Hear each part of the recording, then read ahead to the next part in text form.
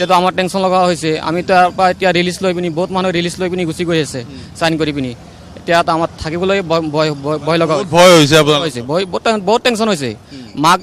মাকবিলাকতো পূৰা কান্দি আছে এনেকুৱা ঘটনা এটা হৈ গ'ল এতিয়া ইমান ডাঙৰ হস্পিটেলত যদি ডক্টৰ যদি নাথাকে তেনেহ'লে কেনেকৈ হ'ব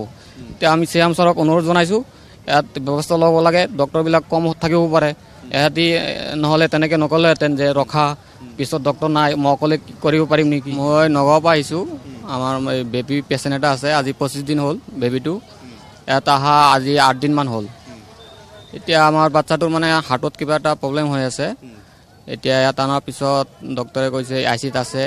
এতিয়া কি কৰি আছে নকৰি আছে মানে আমি এতিয়া ICUত যোৱাৰ পিছত বেবীটোক চালোঁ একো মানে লগোৱা নাই এনেকৈ আছে এতিয়া আজি যোৱাকালি একো পৰীক্ষা দিছিলে একো পৰীক্ষা দিয়াৰ পিছত লাইনত মানে 2 ঘণ্টা 3 ঘণ্টামান ৰখি থাকিলোঁ ৰখি থাকোঁতে আকৌ সেই নতুন বিল্ডিঙত গৈছোঁ নতুন বিল্ডিং যোৱাৰ পিছত সেইটো বন্ধ কৰি দিলে সময় গুচি গ'ল তাৰপিছত আজি আকৌ ৰাতিপুৱা আহিছোঁ যে ছাৰ আমাৰ যোৱাকালি ইকুটো কৰাৰ কথা আছিলে এতিয়া যাবনে কৈছে ইয়াত বোলো মানুহ নাই কেনেকৈ পঠাম তো মানুহ এটা ব্যৱস্থা কৰি আছোঁ 1টা বজাত গৈছোঁ অকণমান ৰখা মই কৈছোঁ তোৰ এইটো বন্ধ কৰি দিব কেতিয়া পঠাব তা এনেকৈ কৰি আমাক ৰখাই আছে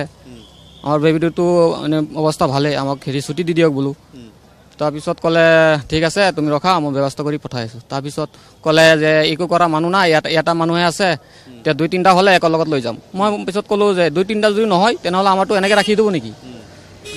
তাৰপিছত কৈছে নহয় বোলো কিবা এটা কৰিম বোলো পঠিয়াম বোলো ইয়াত মানুহ নাই কেনেকৈ কি কৰিম এতিয়া তাৰপিছত মই ক'লোঁ ইকুটো তাৰপিছত কৰাৰ পিছত ৰিপৰ্টটো দিলোঁ আনি বুলি 3টা বজাত তাৰপিছত আকৌ ৰাতি 7টামান বজাত গৈছোঁ আমি কৈছোঁ ছাৰ এইটো ৰিপৰ্টটো চালে নেকি চোৱা নাই এতিয়া ডক্টৰ নাই বোলো ৰিপৰ্টটো চোৱা নাই তুমি কালি 1টা বজাত আহিবা মই কৈছোঁ যে আমাক ৰিপৰ্টটো চাই পিনি আমাক জনাই দিয়ক কি হয় নহয় আমাক কিবা এটা জনাওক আমি এইটো কি আশত থাকিম ইয়াত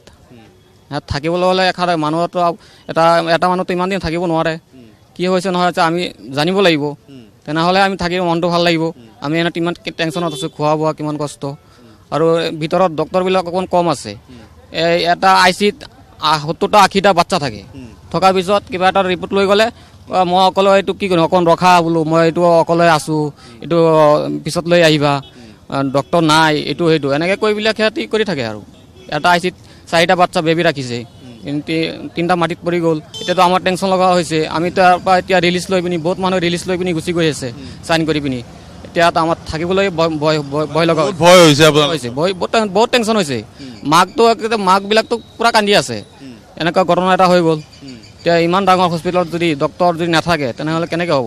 এতিয়া আমি CM ছাৰক অনুৰোধ জনাইছোঁ ইয়াত ব্যৱস্থা ল'ব লাগে ডক্টৰবিলাক কম থাকিব পাৰে এহেঁতি নহ'লে তেনেকৈ নক'লেহেঁতেন যে ৰখা পিছত ডক্টৰ নাই মই অকলে কৰিব পাৰিম নেকি এনেকৈ চলি আছে এতিয়া আমি বহুত অসুবিধাত আছোঁ এইটো যেনেকৈ হওক CM ছাৰক অনুৰোধ জনাইছোঁ যে এইটো কঠোৰ আইনৰ ব্যৱস্থা হ'ব লাগে আগতে যেতিয়া বাচ্চাটো জন্ম পাইছিলে তেতিয়া টকা লৈছিল নে নাই আমাৰ বাচ্চাটো ইয়াত জন্ম হোৱা নাই আমাৰ বাচ্চাটো নগাঁও মেডিকেলত কলত হৈছে তাৰ পৰা ইয়াত ৰেফাৰ দিছে